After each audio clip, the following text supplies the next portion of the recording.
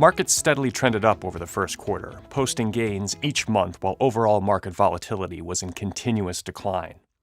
On the surface, the picture seems quite rosy, but a look under the hood reveals a market that has reached a boiling point. Let's take a closer look.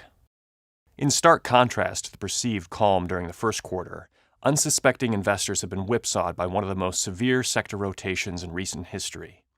In January and February, the mood was clearly risk-on, with the Russell 1000 posting gains of more than 12%. However, these returns were not uniform across sectors, with cyclicals like industrials and information technology outperforming defensive sectors like utilities and consumer staples by upwards of 1,100 basis points, huge spreads by historical standards. Return spreads of this magnitude can translate into significant performance headwinds without the proper sector risk management. March also produced positive gains in the Russell 1000, but the mood was definitively risk-off, in part due to dovish signals from Fed Chairman Jerome Powell. A strong sector reversal ensued, with utilities now outperforming industrials by 700 basis points. Most sector returns were almost the mirror image of January and February. While the overall market was relatively unshaken during the quarter, in fact, the CBOE Volatility Index declined by almost 40% during the period. At a sector level, there was turmoil.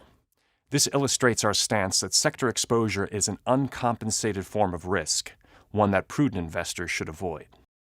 We've noted a trend that since 2016, the risk-on, risk-off oscillation has been playing out more at the sector level than among individual stocks, as evidenced by decreasing correlations among sectors and more severe sector rotations. This has caused some sector valuations to become significantly dislocated from their fundamentals.